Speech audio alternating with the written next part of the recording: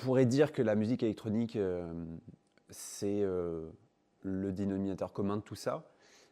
Au final, je crois que c'est peut-être encore plus large que ça, c'est plutôt une envie de passation. En fait, je crois que ce que j'aime être plus que journaliste musical électronique, c'est un passeur de musique.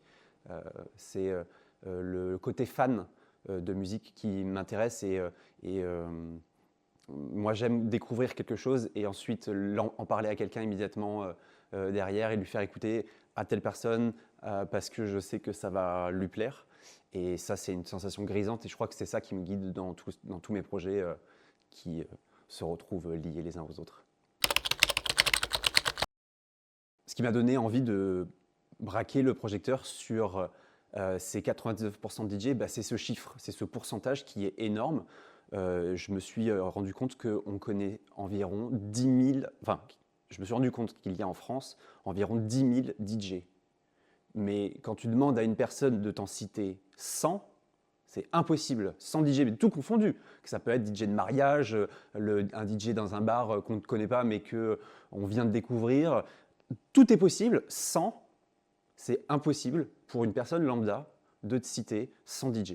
Donc ça veut dire qu'on connaît moins de 1% de tous ces DJ. Donc ils sont où? Ils font quoi ces DJ? On connaît les DJ stars, mais les autres DJ, ils ont aussi une vie qu'on ne connaît pas. Et moi, je m'inclus dans ces 99%. Parce que je suis aussi, je suis journaliste, mais je suis aussi DJ le soir dans des bars quand j'ai l'occasion de le faire. Et je suis personne, je suis un DJ lambda et je me suis rendu compte que c'était un métier comme un autre et que des histoires, j'en avais plein et que souvent ça faisait marrer mes potes quand je racontais ce qui m'arrivait dans ces soirées-là parce qu'on est en contact avec le public et quand on est en contact avec le public, on a souvent des très bonnes histoires à raconter et j'avais envie de raconter ces histoires-là et de montrer la vie, ce que c'est que la vie d'un DJ lambda, tout simplement. Quand j'ai lancé le compte, j'avais déjà mes propres histoires, j'en avais pas mal. J'ai demandé à des amis DJ qui font également ça, masculin comme féminin. Et déjà, j'avais une bonne base pour lancer le compte avec au moins une histoire par jour. J'espérais que ce compte prenne assez rapidement en faisant appel à cette communauté-là et en m'envoyant, ce qu'ils m'envoient des histoires eux-mêmes. Il y a une adresse mail qui est disponible où tout le monde peut m'envoyer leur histoire. Et c'est ce qui s'est passé, c'est-à-dire que le projet a plutôt plu. Le compte Instagram s'est diffusé un petit peu partout. J'ai eu l'aide de quelques médias, dont le vôtre, j'espère. Et grâce à ça, en fait, ça a pu faire connaître cette page. Et tout de suite, les DJ ont eu envie de raconter leurs histoires parce qu'elles sont cocasses, parce qu'elles sont réelles, parce que finalement, ils ont peut-être aussi l'impression, et je m'inclus dedans, que ces histoires ne comptent pas vraiment tant qu'on n'est pas enfin connu, alors qu'en fait elles sont précieuses, qu'elles disent quelque chose de la société tout entière. Et j'espère que ce compte va devenir encore plus gros et qu'au bout d'un moment, ça va s'auto-alimenter. Je vais avoir des histoires de tout le monde et que chaque jour, on va pouvoir avoir notre petite anecdote du matin sur la vie catastrophique ou magnifique d'un DJ. S'il y a un certain snobisme, je trouve qu'il est peut-être un peu hypocrite parce que des histoires, des DJ, on en a tous, même les DJ les plus connus. Donc c'est dommage en fait de se tirer dans les pattes sur ce point-là parce qu'on l'a tous été et qu'en fait c'est hyper beau, ça fait partie aussi de la construction d'un DJ. Un artiste peut devenir une star derrière, il aura quand même des histoires à raconter. D'ailleurs, il y a des histoires que je raconte dans DJ Lambda qui sont des histoires de DJ confirmés, qui sont plus ou moins, en tout cas relativement connus, mais qui sont des histoires qui leur sont arrivées quand ils ont débuté. Voilà, s'il y en a un, je trouve qu'il est un peu hypocrite. Oui, oui, en fait, absolument, je l'ai réalisé moi-même quand je mixais pour une soirée d'entreprise. J'étais DJ dans un bar qui avait été privatisé et une entreprise était là avec des gens qui faisaient la fête, qui voulaient faire la fête entre eux. C'était bon enfant et donc tout avait été, vu que c'était privatisé, tout avait été mis en place pour que les gens fassent la fête entre eux. C'est presque pareil qu'un mariage. Et moi, je faisais partie de l'équipe qui était chargée de leur bonheur, un peu. Je l'ai vraiment réalisé quand on m'a mis mais devant moi, ça me cachait la vue, des plateaux de petits fours. Là, je me suis dit, OK, je fais partie du décor, en fait. Je suis un technicien, je suis un employé à la fête. Je participe à ça. Je l'ai également compris dans un autre bar, dans une autre ambiance, mais pas privatisé. C'était un bar dans lequel je mixais. Et le bar est hyper joli, la déco est très très belle. Il y a un mur de lampes hyper joli. Et à un moment, je mixais, personne dansait. Les gens buvaient un verre parce que c'est un bar qui n'est pas forcément dansant. On peut danser, mais ce n'était pas forcément le moment à ce moment-là. Et là, j'ai réalisé que j'avais la même utilité que ce mur de lampes hyper joli, en fait. Que esthétiquement parlant, je servais un but. Et c'est pas quelque chose qui m'a déprimé, mais en tout cas, je m'en suis rendu compte.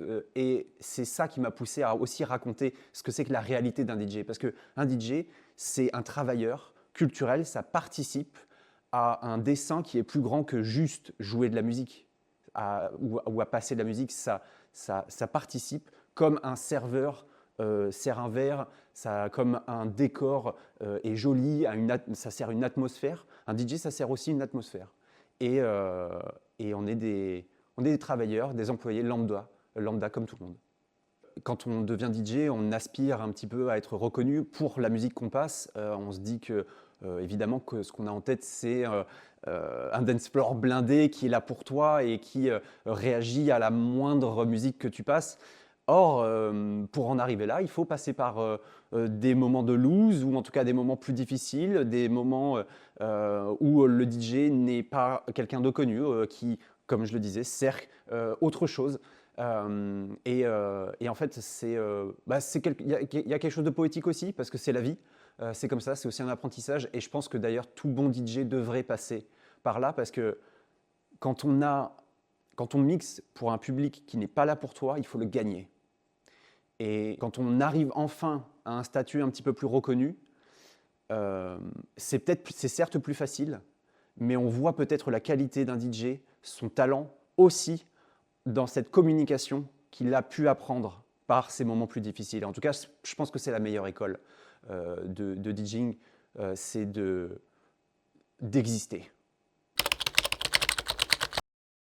Je pense que DJ Lambda est une critique avant tout, non pas de la fête, mais du public qui fait la fête. Et alors, quand je dis critique, c'est un mot qui est fort parce que je ne suis pas du tout dans la délation, je n'ai pas envie de dénoncer, je n'ai pas envie d'être véhément parce que j'aime ce boulot et parce que le rapport qu'on a à son public, il est parfois difficile, mais il est toujours beau à la fin, en fin de compte. Mais ce qui est important, je pense, aujourd'hui, dans une société qui s'éveille à des questions qui sont restées un petit peu non répondues pendant trop longtemps, sur plein d'autres aspects, il y a également un comportement que j'ai pu remarquer, moi, en tant que DJ lambda, du public, d'une certaine partie du public, pas tout le public, il ne faudrait pas faire non plus des généralités, mais il y a une partie du public qui n'est pas toujours éveillée, qui n'est pas toujours éduquée à comment communiquer avec le DJ, éduqué à sa fonction, à quoi il sert, et parfois il y a un manque de respect d'une partie de ce public-là, et je ne suis pas certain en fait qu'ils le font exprès, je pense que c'est simplement qu'on ne leur a jamais dit. Parfois ils se disent que c'est un endroit dans lequel ils vont dépenser de l'argent, donc ils sont un peu le client est roi, et ils se sentent comme ça, ils se sentent un peu roi. Je ne dis pas qu'il ne faut jamais demander quoi que ce soit au DJ, mais en tout cas, il y a une manière de le faire. Et moi, j'ai envie de faire passer ce message-là par l'humour, par une sorte de bienveillance, une forme de bienveillance aussi. Je ne suis pas là du tout en train de me moquer des gens. Je me moque aussi beaucoup des DJ. Mais je crois beaucoup au second degré et à l'autodérision, énormément. J'ai énormément moi-même d'autodérision et je pense que c'est par ce moyen-là qu'on arrivera à faire changer les mentalités et montrer que finalement, aller voir le DJ sans lui dire bonjour et dire uniquement le nom de l'artiste qu'il va entendre, c'est pas OK. C'est pas OK. Et ça peut faire rire les autres si on le présente de cette manière-là. Et j'espère que DJ Lambda le présente d'une manière qui est quand même assez risible, mais bienveillante. Énormément, énormément, et ça fait d'un côté ça fait personnellement plaisir parce que je vois que mon idée, l'idée que j'ai eue plaît aux autres, et moi mon métier c'est ça, hein, c'est de créer des contenus, de parler de sujets qui intéressent d'autres personnes, et donc sur un plan personnel ça me plaît, mais également les gens participent, les gens ont envie d'y participer parce qu'eux aussi ils ont vécu ce genre d'histoire, et ce compte sert à ça, ça sert à canaliser toutes ces frustrations, mais aussi ces beautés, ces petites victoires, ces succès, mais ces fails. Donc je vois que ça plaît, je vois qu'il y a des retours. Les gens, quand ils m'écrivent leurs histoires, ils me disent, la première phrase c'est toujours bravo pour ce compte, super bonne idée. Donc ça me fait plaisir, mais je vois surtout qu'il y a un besoin, il y a une demande. Je vois que ça se partage, et je vois que les gens se taguent dessus. J'espère qu'au bout d'un moment, il va y avoir des gens qui vont se taguer dessus en se disant ça, je l'ai vu chez quelqu'un. Ou peut-être que quand quelqu'un va lire une histoire, il va se dire ah, je l'ai fait. Et je me rends compte que c'est peut-être pas OK. Et je m'en rends compte, et je le ferai peut-être plus. Et c'est tout le but, c'est aussi, en tout cas, c'est l'un des buts peut-être de ce compte-là. Il faut aller follow les deux comptes. Il faut me follow moi, Sylvain Di Cristo La Pieuvre, et il faut follow évidemment DJ Lambda. On a besoin de vous, on a besoin de vos histoires, on a besoin de relais pour que le compte prenne, et que on puisse raconter tous ensemble cette belle histoire, que ces anecdotes, cette vie, cette réalité des DJ. Voilà, je compte sur vous.